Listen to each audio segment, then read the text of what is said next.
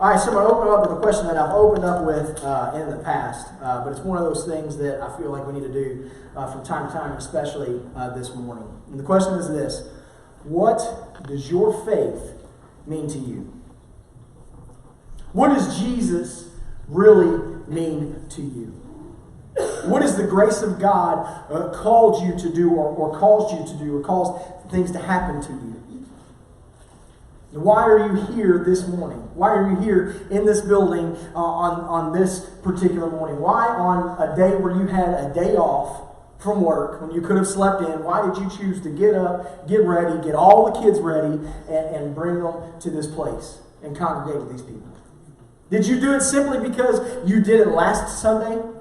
Did you do it simply because your parents did that when you were growing up, so as a result you have to do that now? Did you do that because their grandparents or their parents did it? Is that all this whole Christianity thing is all about?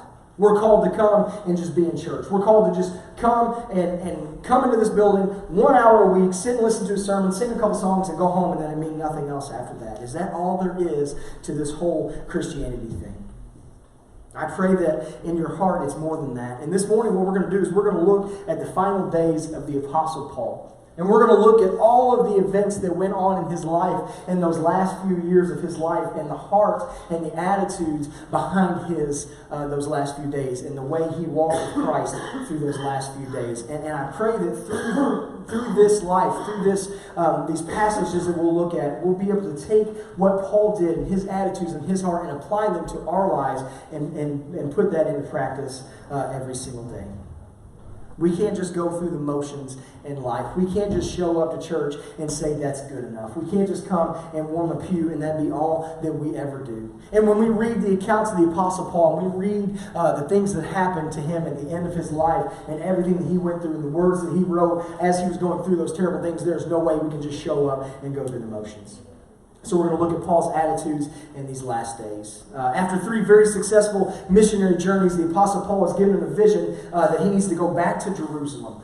He had been in Jerusalem a few times since he went into the ministry, but most of the time he was out in Asia and Europe and spent time with the Gentiles ministering to them. A couple times he'd been back to Jerusalem, but now it was time for him to go back to Jerusalem. And Paul knows that if he goes back to Jerusalem, more than likely he is going to be arrested. More than likely he is going to be beat and flogged by the religious leaders. They hated him. They hated Paul. Because think about who Paul was before he was the Apostle Paul. He was Saul, the Pharisee, who was in charge of rounding up Christians to bring them to trial. He was a traitor. He was a traitor in the eyes of the religious leaders. But he's called to go back, and going back is what he's going to do. Before he goes back, he stops in Ephesus, and the church prays over him, and they send him off right. He arrives in Jerusalem, and he heads straight to the temple, as he always does, and he preaches. And for 7 days he preaches, and he preaches the forgiveness of sins. He preaches that Jesus is the Messiah. He preaches that Jesus was dead and rose from the dead. And on the 7th day he goes and he preaches over and over again, and then things escalate. This is from Acts 21. It says, when the 7 days were nearly over, some Jews from the province of Asia saw Paul at the temple. They stirred up the whole crowd and seized him, shouting, "Fellow Israelites, help us. This is the man who teaches everyone everywhere against our people and our law and in this place. And besides, he has brought Greeks into the temple and defiled this holy place." They had previously seen Trophimus and the Ephesian in the city with Paul and assumed that Paul had brought him into the temple. The whole city was aroused and the people came running in all directions. Seizing Paul, they dragged him from the temple, and immediately the gates were shut. So Paul goes into the temple and he preaches Jesus, and he preaches the death and the resurrection, and the whole town comes in on him, and they seize him and they take him out and take him into custody. But Paul, being Paul, he was not going to go silently. But the way Paul was, he was always looking for that golden opportunity. They were focused on him. You see these people coming and seizing Paul and dragging him out of the temple. This would have caused a big ruckus, right? If this would have happened in our day, in modern day, everyone would take out their cell phones and start videoing, right? They'd be on Facebook Live being like, look at this dude getting dragged out of the church. All right, and so everybody's looking at Paul, everybody's focused on Paul, and he asks the leaders, he says, look, let me speak in my defense. And for some reason they relent and they let him talk. He starts by giving a defense of who he is. He says, look, I'm a Jew. I'm the Jew of all Jews, but I'm also a Roman citizen. And he recounts his life. He tells them how he was persecuting the Jews, or persecuting Christians and beating them. And he was there when Stephen was killed. And then when he was on the way to Damascus, Jesus comes down and converts him. And now, as a result, he's converted to Christianity. He's been around the world preaching Jesus. And that he's going to preach no matter what. He goes on to tell him that Jesus called him to be an apostle and called him to be a missionary to go and reach the Gentiles. This was enough for the Jews here. When they heard him say this, they were done. Because there was no way that God would call someone to go out and reach the filthy, dirty, awful Gentiles. There was no way. From Acts 22, verses 23 to 25 says, the crowd listened to Paul until he said this. Then they raised their voices and shouted, rid the earth of him. He's not fit to live. As they were shouting and throwing off their cloaks and flinging dust in the air, the commander ordered that Paul be taken to the barracks. He directed that he be flogged and interrogated in order to find out why people were shouting at him like this. As they stretched out to flog him, Paul, to the centurion standing there, said, is it legal for you to flog a Roman citizen who has not yet been found guilty? So they're ready to tear Paul limb from limb right there for preaching the resurrection. The Roman commander gets Paul out of there for his own safety, and in order to appease the riot, in order to appease the religious leader, he says, look, we'll just take him out and we'll flog him. We'll just beat him to dust, and then maybe we'll leave him alone. Does that sound familiar? There was another Roman by the name of Pilate who beat an innocent man in order to try to get the Jewish people to stop. They're ready to kill him. The Roman official flogging an innocent man here. And so Paul's like, can you even flog me with me being a Roman citizen? And the answer was no. They hadn't given a trial to him, so there was no way. So the Roman guard is forced to back off. And this commander tries to pass the buck, and he sends Paul to the Jewish council. And during this trial, a riot arises, and there's fighting breaking out between those that think that Paul's guilty of blasphemy and those that thinking that maybe Paul's telling the truth. Such a huge brawl in a fight here in the place that the soldiers have to again get Paul out of there and take him to a holding cell for the night. When he's there, the Lord tells Paul that everything that he is doing is good, and that him telling the story of Jesus to the council is good, but that he's going to have to tell that story somewhere else, that he's going to have to go all the way to Rome and tell that story. Even though the Lord is there and he strengthens him and gives him this command, that's not the end of the troubles that Paul would face. He's in a holding cell waiting for the council to decide. Meanwhile, religious leaders are doing what the religious leaders did best, and that was conspiring to kill an innocent man. Verses 12 through 14 of 23 say this. It says, the next morning some Jews formed a conspiracy and bound themselves with an oath not to eat or drink until they had killed Paul. More than 40 men were involved in this plot. They went to the chief priests and the elders and said, we have taken a solemn oath not to eat anything until we have killed Paul. So the religious leaders have had enough, and they're going to kill him. They've had enough, and they have made a vow. This man is such a terrible human being, such a horrible, blasphemous person, that we're going to kill them. Yet here's Paul just preaching truth. But God obviously intervenes, and Paul's sister hears of the plot, and she goes to the Romans and tells him, don't take them back to the Jewish council, because if you take them back to the Jewish council, they're going to kill him. So they send him to Caesarea and put him in prison where Felix the governor is there to hear his case. And for 2 years, Paul is locked up just sitting in this jail. 2 years just sitting in this jail in Caesarea waiting for a trial. But Felix doesn't want to deal with it. He keeps pushing it around, pushing it down, kicking the can down the street. Felix is replaced by Festus, and Festus decides he's going to deal with Paul. He's going to send Paul back to Jerusalem and let the Jews handle it. But Paul says, no, I'm going to appeal to Caesar. And if I can appeal to Caesar as a Roman citizen, you legally have to send me to Rome to stand before Caesar. And then that's exactly what's going to happen. So Paul is going to be shipped out to Rome. So Paul is going to be put on a boat and shipped from Caesarea all the way to Rome. Now this is a fiasco from the word go here.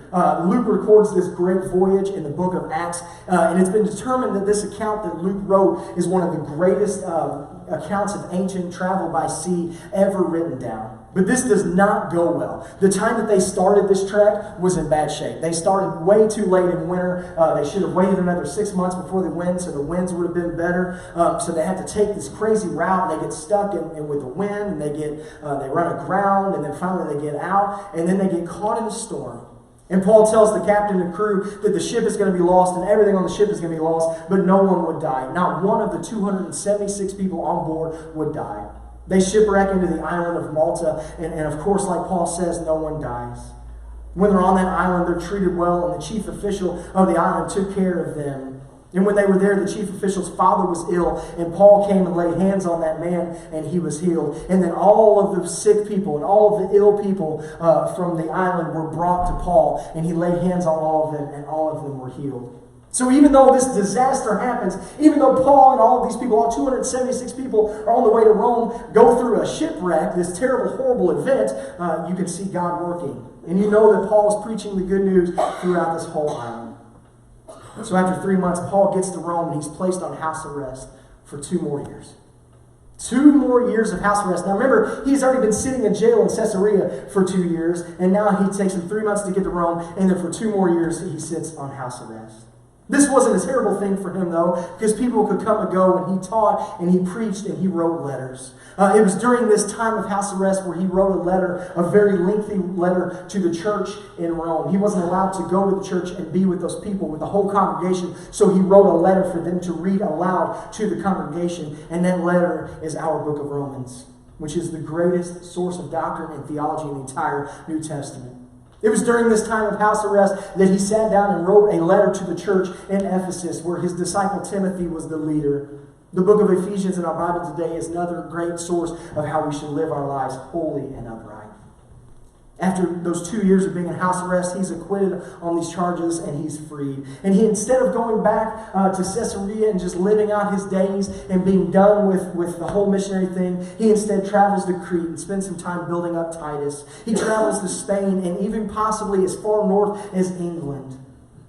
After a few years, though, he's arrested again for preaching the gospel. It's this point in history where Nero is the leader of Rome, and he's the most evil leader of Rome. Paul is arrested. He's taken back to Rome, but he's not put on house arrest this time. No, this time he's put down in a cold and dark and damp prison, into a dungeon. And it's in this dungeon where he writes the letters to Timothy and to Titus and to lift up these 2 young church leaders.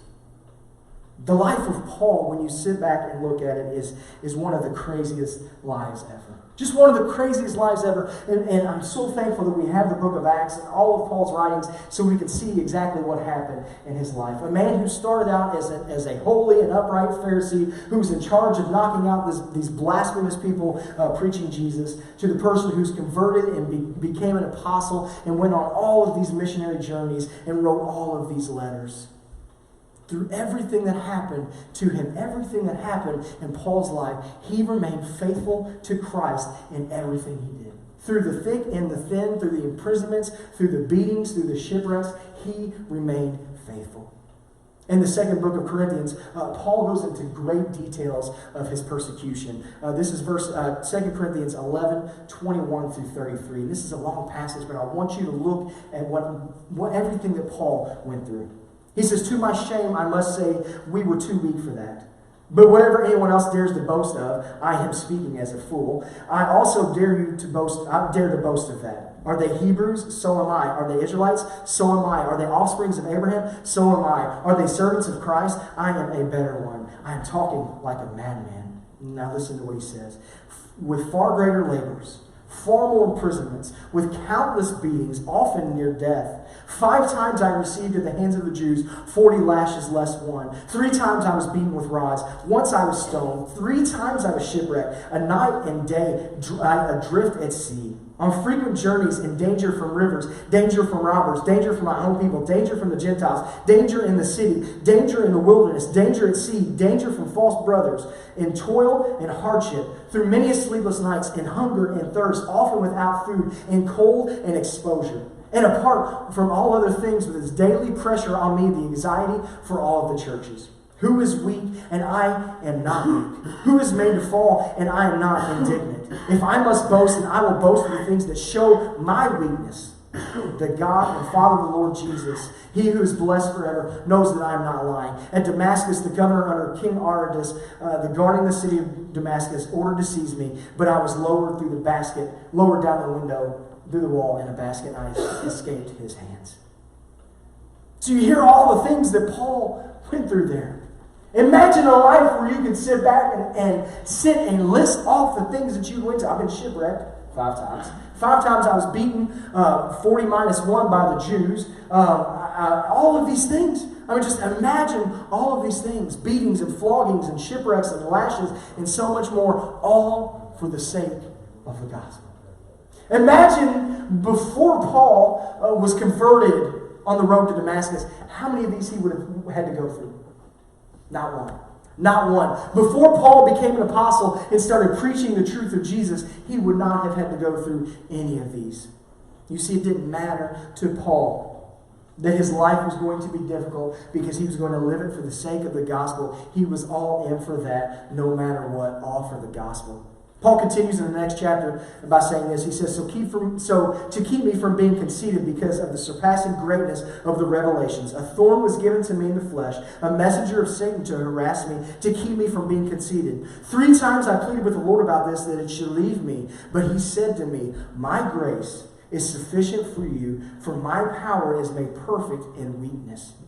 Therefore, I will boast all the more gladly of my weaknesses, so that the power of Christ may rest upon me. For the sake of Christ, then, I am content with weakness, insult, hardships, persecution, and calamities. For when I am weak, I am strong. You see the source of Paul's strength there. You see the source of Paul's ability to get through all of the crazy stuff that we read about the chapter just before. All of this stuff. All of this stuff, the shipwrecks and the beatings and the hardship and being in danger constantly and having anxiety over the church, it was through Christ giving him the strength. It was through Paul becoming weak and letting God work through him. That's why the statement, God won't give you more than you can handle, is absolutely false and completely contrary to Scripture. God will absolutely give you more than you can handle because it's not your job or your responsibility to handle it. It's Christ's job and responsibility to handle it. It's for you to step back and let him work through you. There is no way Paul could handle getting beat. There's no way Paul could handle getting flogged. There's no way Paul could handle being shipwrecked and floating adrift in the sea alone at night by himself. It was only through his strength, through God's strength, that he could do that. When Paul was under house arrest in Rome, he wrote this to the church in Philippi. This is what he said. He says, I rejoice in the Lord greatly that now at length you have received your concern for me. You were indeed concerned for me, but you had no opportunity. Not that I'm speaking of being in need, for I have learned that in whatever situation I'm to be content. I know how to be brought low, and I know how to abound. In any and every circumstance, I have learned the secret of facing plenty and hunger, abundance and need. I can do all things through him who strengthens me. Yet it was kind of you to share in my trouble. You see, this church, the church of Philippi, was trying to take care of Paul, because he'd had such a rough go of it. And he was, there in house arrest, and they were trying to take care of him. And Paul was thanking him for that, thanking the church for that. He was saying, look, this is what it is. To get through all of this, I have allowed Jesus to come in, and through him, I can do it all.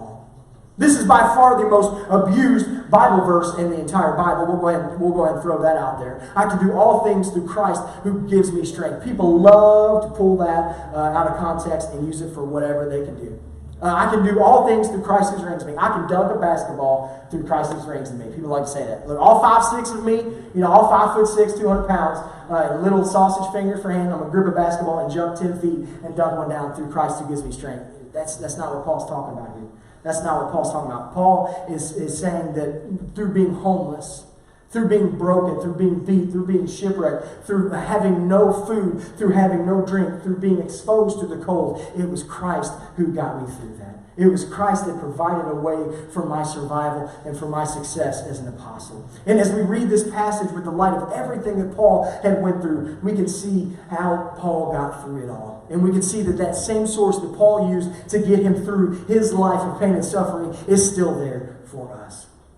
His motivation should serve as motivation for us for hope when we need it in our lives. He also wrote this to the church of Philippi. He says, what then?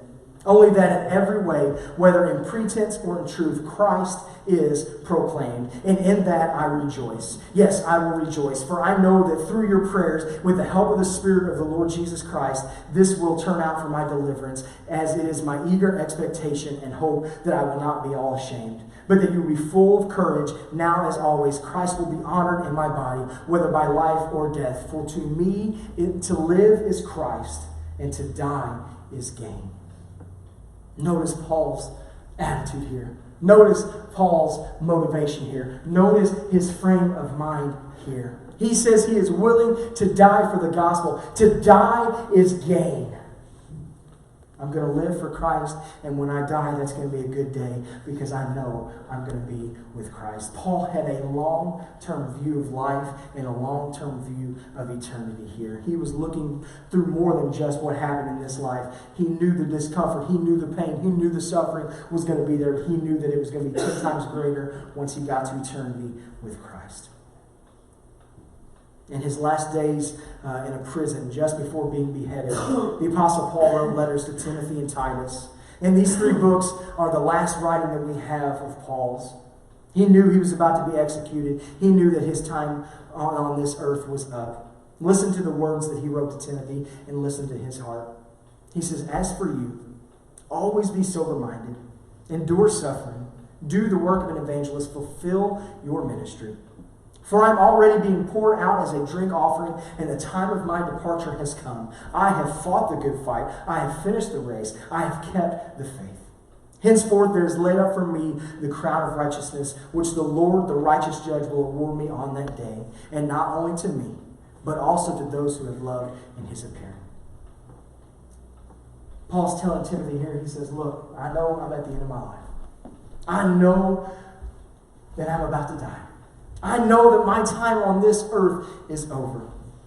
But I have fought the good fight. I have won the race, and I have kept the faith. Paul lived his life in order to save others. Paul lived his life in order to spread the gospel of Jesus Christ to the ends of the earth. Paul lived his life in order to build up the churches and to encourage people so that the gospel of Jesus and the good news of the grace of God could spread across the world. There was absolutely nothing that was going to stop him.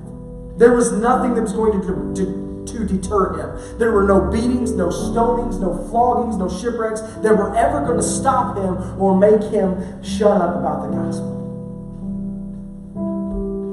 His life and his mission and his willingness to suffer for the sake of Jesus Christ and for the kingdom of God is something that we must apply to our lives every single day. So when we stop and we read about the final days of Paul's life and his attitudes and his heart and his motivation, we can take that and put ourselves up against him. To take our lives and our heart and our motivation and our actions and put them as a standard against his. And say, Paul was willing to suffer. Paul was willing to be beaten, to be shipwrecked, and to be cold, and to be hungry, and to be thirsty, all for the sake of the kingdom of God. Am I? Paul was willing to sit in a cold, dark, and damp dungeon, all for the sake of the kingdom of God. Am I? Paul was willing to go to Rome knowing that it would end in his death. Knowing that his head would more than likely be chopped off. He was willing to do that for the sake of the gospel of Jesus Christ. Am I the same? Well, what if you woke up tomorrow morning and Christianity was illegal? And the government was coming house to house, rounding up Christians and beating them in the streets? What would you do?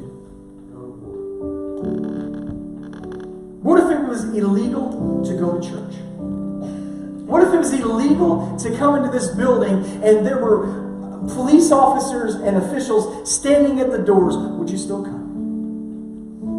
I started out this time asking you about your faith and asking you what Jesus really meant to you. And I wanted to start off this morning with that basis before we look at the life of the Apostle Paul. Because so oftentimes we just go through the motions of faith. So many times we just come in and we just come into church just because we have to, just because mom and dad's making us come, or just because our wife's making us come, or our husband making us come, or just because if I know I don't come, Richie will call me, and I don't want to go through that. And we just come and we just sit. And we maybe sing a couple of lines of the song. We don't really pay attention during the sermon. We don't really think about the communion time. And then we just go on and we walk out the door and forget everything that just happened and go on about our day and live a life that is indistinguishable from the world. You may throw a Bible verse on Facebook or Instagram every now and then. And when we step back and look at our lives, we see there's just a few things that are indistinguishable between us and the world.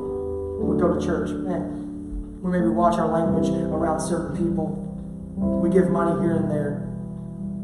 But those are just a few little things that we do. And that's it. Nothing past that. And if we're brutally honest with ourselves, if those things became illegal, those few things became illegal, we would stop them like that.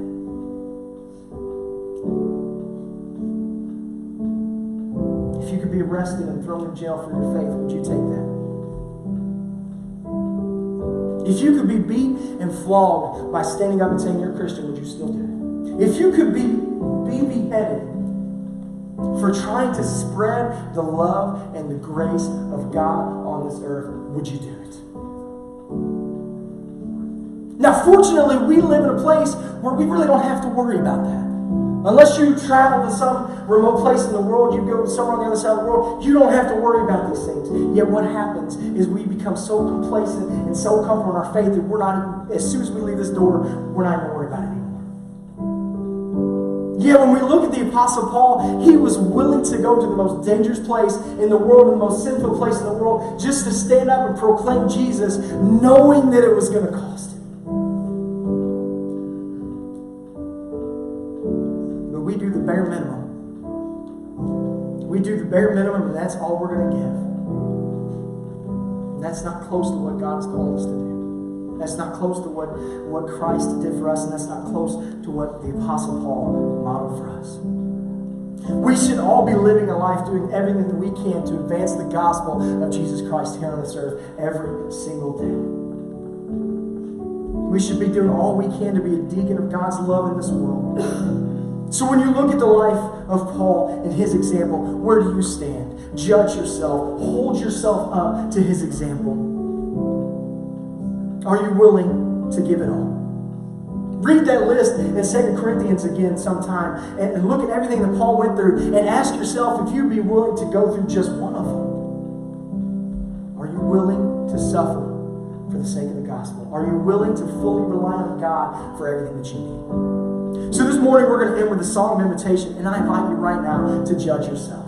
To judge yourself and hold yourself accountable to what Paul set up for you. Take this time to repent before God for those times that you've went through the motions and took it all for granted and lived in your comfort and lived in your complacency and stayed away from the hardships that can be brought on by working for the gospel. If you're here and you've never accepted Jesus, come and talk to me after service. I would love to get you on that right path. Let's pray. Heavenly Father, we thank you so much for the words and the writing of the Apostle Paul. And we're so thankful that we can open up the New Testament and look at his life and look at his dedication and look at his heart and his motivation. And God, we're so thankful that we can run that list down and put ourselves against it and see where we are failing and see where we are not where we're supposed to be. God, I pray that you please break us. Break us and convict us and show us right now the places in our lives where we have not been living all out. And forgive us for the times where we have stayed as far away from the hardship and the suffering that could be brought on. And forgive us for the times where we have actively said, no, we're not going to follow you because it's not going to be comfortable. Forgive us for that and break us. And then bring us up to be your people. to be the church in this community that is beating down the doors of hell with the gospel of Jesus Christ, with the love of Jesus Christ, with the great grace of God. God, we love you, and we are yours. And it's in your Son's name we pray.